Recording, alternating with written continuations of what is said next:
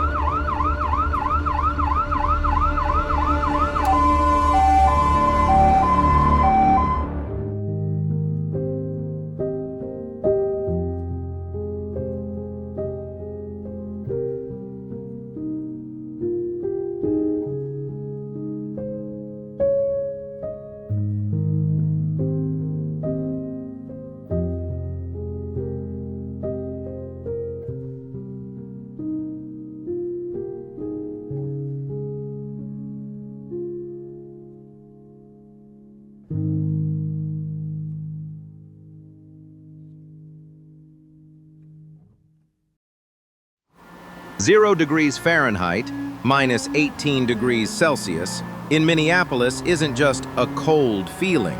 It's a temperature where one wrong sleeping spot for a single night can cost you hypothermia. When the city lights come on, people with homes pull the curtains and turn on the heater. While out on the streets, many have to calculate every layer of clothing, every tarp, every pair of dry socks just to survive until morning. And this picture isn't small.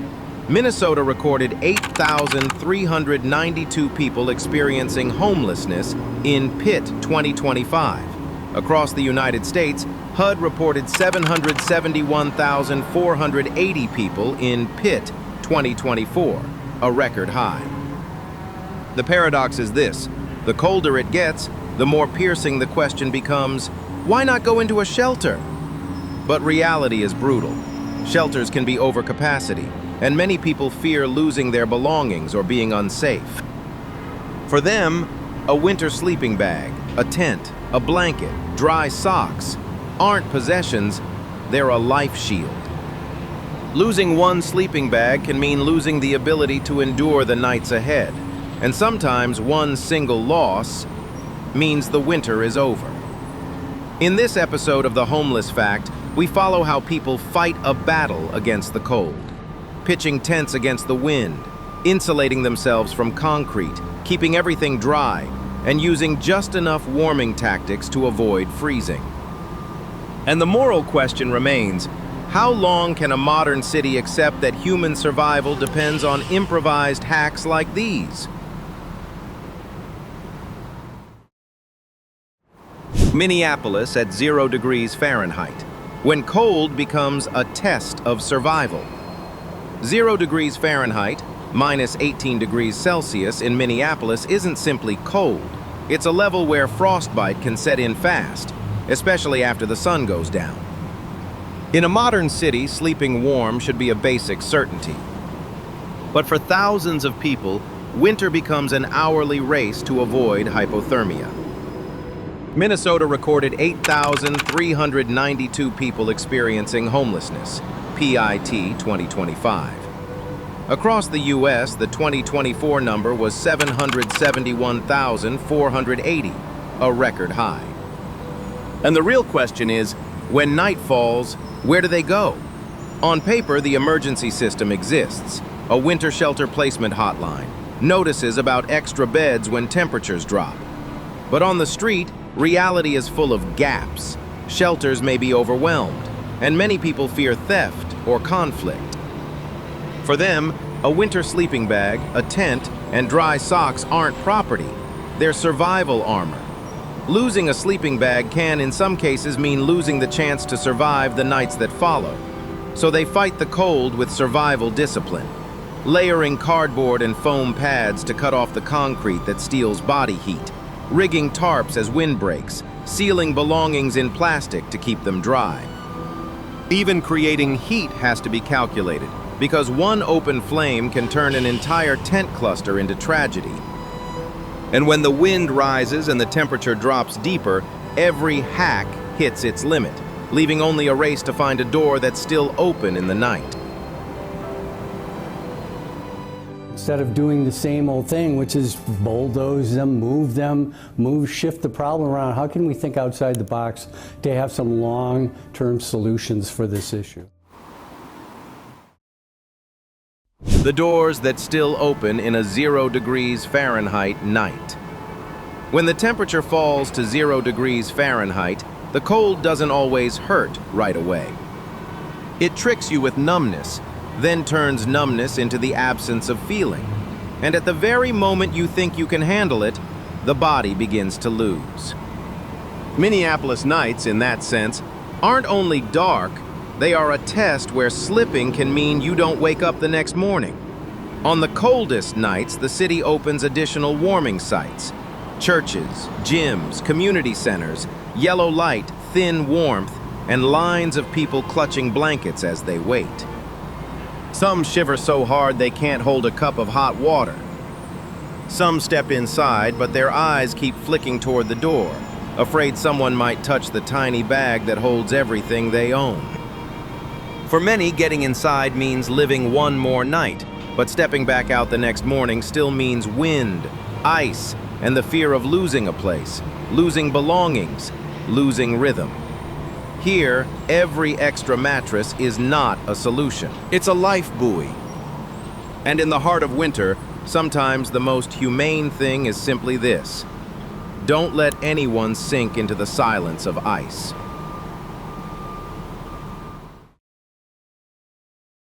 Faces in the freezing cold. There's a man named Mark in his 50s.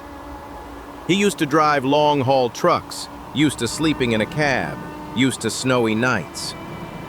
But this time is different.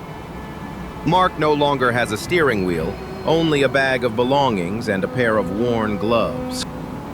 He speaks softly, as if afraid of disturbing the cold. I'm not afraid of the freezing. I'm afraid that tomorrow morning I won't have shoes. Because if he loses his shoes, he won't be able to walk to a warming site. And if he can't walk, winter will decide for him. In another corner is Lena, a single mother, clutching an old backpack as if she were holding a child.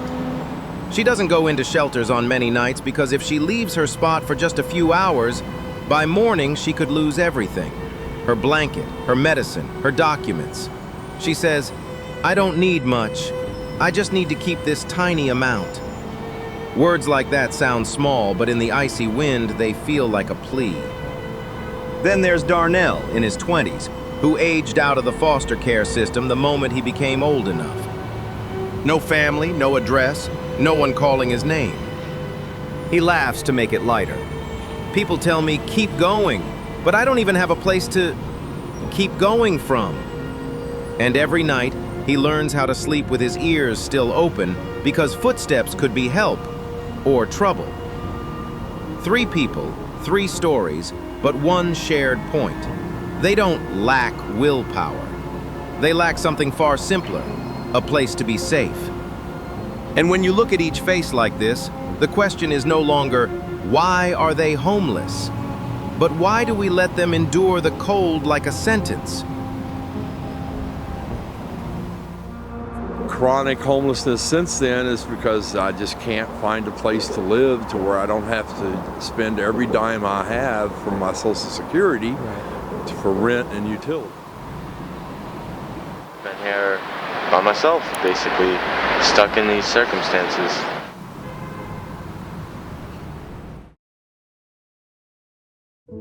When the system pushes people out into the open. No one wakes up and chooses, "Today I'll be homeless."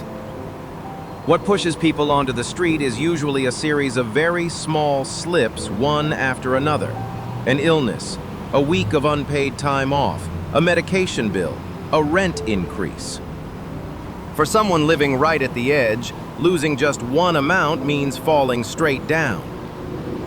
And once they've fallen, they discover a cruel truth. This system is designed for people with an address, while people without one become almost invisible. You need documents to apply for a job. You need a job to afford rent.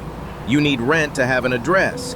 And if you lose your documents during an encampment sweep, that circle locks shut like a trap.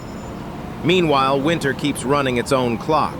Every colder night is another night the body weakens. Poverty doesn't only take money, but it takes time, strength, and even hope. And there's another thing people rarely say out loud: loneliness. When you don't have a place to return to, every decision becomes, can I survive tomorrow? You no longer have the energy to plan long-term because you're busy, staying warm hour by hour. From the outside, people call it a choice. But from the inside, they call it by its real name: being pushed to the end of the road. And if you wonder why the warm doors still aren't enough, the answer is here. It's not that they don't want to get out, but it's that the ladder to climb back up was pulled away a long time ago. Wrap myself up in as many sleeping bags as I can.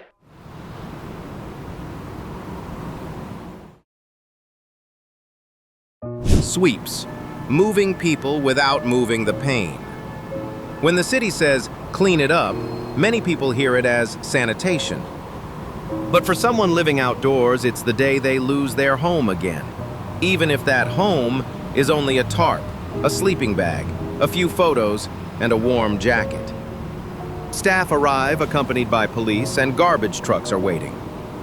You have minutes to pack your life into a backpack. If you can't, you lose it. Blankets, medicine, documents, and sometimes the last chance to apply for work, for benefits, for a place to stay. The most painful part is the feeling of being erased from the map. You aren't moved into somewhere safer, you're just pushed into another corner, colder, darker, farther from support. Some people return to the same spot a few days later because there is nowhere else to go. The city thinks it solved the problem, but in truth it only changed its location. And in winter, the price of being moved along isn't measured in comfort. It's measured in warmth, in a pair of dry socks. In the nights where, if you can't find a new place in time, you can disappear into the silence of ice.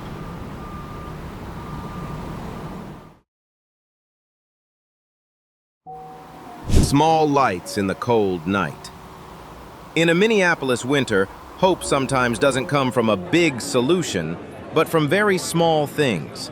A cup of hot water, a pair of dry socks, a blanket handed over at the right time.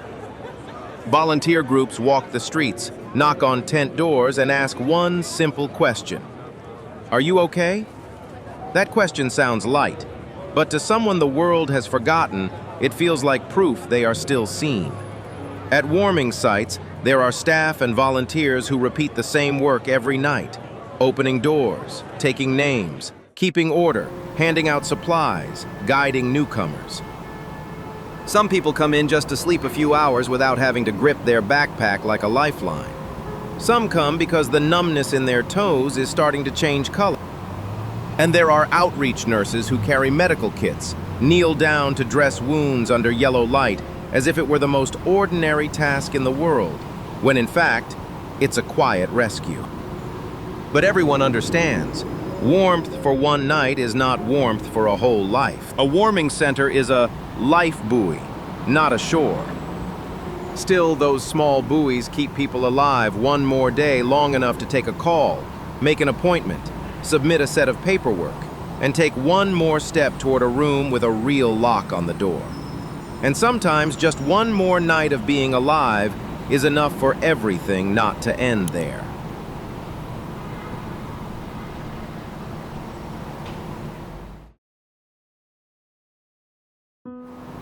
The question after winter, measuring humanity by tonight's temperature.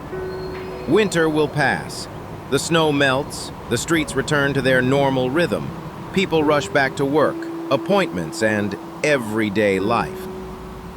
But for those who have survived 0 degrees Fahrenheit outdoors, the cold doesn't leave with the weather. It stays in the body, numb fingers that linger for weeks, coughs that won't let go, and it stays in memory. Wind screaming through tarps, shivering so violently that sleep becomes impossible. The fear of losing a sleeping bag sometimes greater than the fear of the cold itself. And winter teaches a ruthless lesson. The cold doesn't care who you are. It doesn't ask about your past or your effort. It simply drains your warmth until everything goes quiet. In that silence, what kills people is sometimes not a blizzard, but the feeling, if I disappear, no one will even know. Survivors don't need pity. They need to be seen as human, with a name, a story, and the right to be safe. When they clutch a backpack tightly at a warming center, that isn't stubbornness. It's the instinct of someone who has had too much taken away too many times. The tragedy is that without real change, next winter will begin the same way. A few more temporary beds, a few more nights of open doors, a few more blanket handouts, and a few more people forced to choose between cold and danger. A city can call that crisis management, but for those living outside, it's a loop. So here's the question that's hard to swallow but must be asked. Do we want to be remembered for tall buildings, GDP, dazzling festivals, or for how many people get to sleep warm tonight? And if a city can spend millions on lights, why isn't there enough to ensure that no one has to freeze to death outside?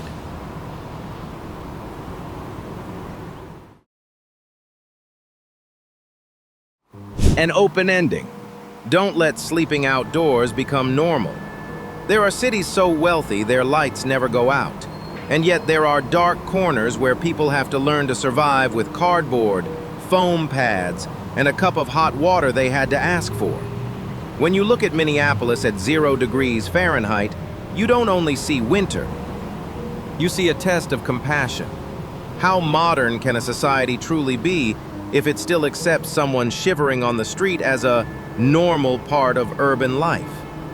We have moved through freezing nights, warming doors that open and then close, sweeps that make people lose everything, and small flashes of light from volunteers.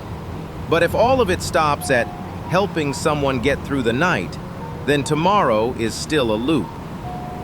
Warmth for one night cannot replace a room with a lock, an address to receive mail, or a place to restore dignity. And perhaps the most painful thing isn't the cold. It's the feeling of being treated as if you belong nowhere. When someone has to choose between safety and warmth, between protecting their belongings and protecting their life, this is no longer an individual story. It is an indictment of the entire system. May there come a day when stories of sleeping outside are only distant memories rather than a preview of next winter. And if you believe that is worth changing, keep this question close.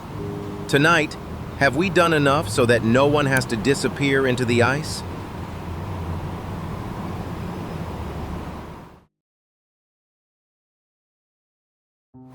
If you want to measure humanity, measure it by tonight's temperature. There is one thing winter teaches fast. The cold doesn't care who you are. It doesn't ask what you've done wrong, or how hard you've tried. It simply drains warmth from the body until everything goes quiet. And in that silence, sometimes what kills people isn't a blizzard. It's the feeling, if I disappear, no one will even know. People who have lived through 0 degrees Fahrenheit don't need our pity. They need something far simpler: to be seen as human. A person with a name, a story, and the right to be safe.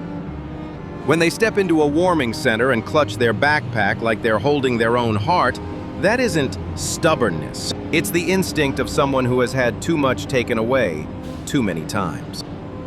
And when they don't go into a shelter, that isn't because they don't want to change. It's because they've learned that sometimes change comes with risks, greater than the cold itself. We often talk about homelessness in numbers, budgets, and policies. But out there, the reality is measured in details so small they hurt. a pair of dry socks, a blanket that isn't wet, a door that stays open 30 minutes longer, a phone call that doesn't get missed. Some nights, one detail like that is the line between still alive and never coming home again. And here is the final question, one that should never be the last. If a city can spend millions on lights and festivals, why isn't there enough to ensure no one has to freeze to death outside? Tonight, do we want to be remembered for tall buildings or for refusing to let a single person disappear into the ice?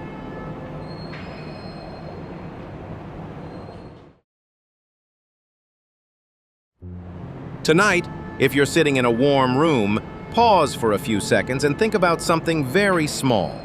Out there, someone is curled up on concrete, arms wrapped tightly around a backpack as if it holds their entire life, just hoping they'll still have enough strength to stand up tomorrow. Homelessness isn't a distant story. It's a thin line between stability and collapse, between having an address and being erased from the map. If this video makes your chest tighten, don't let that feeling pass and disappear. Let it become a small action.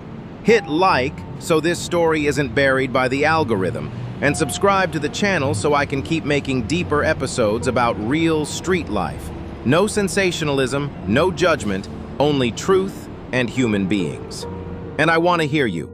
Leave just one comment. What saves people faster? More emergency beds or affordable housing? I'll read every comment because sometimes a decent conversation is the first step toward a more decent city. May there come a day when stories of sleeping outside are only distant memories rather than the forecast for next winter.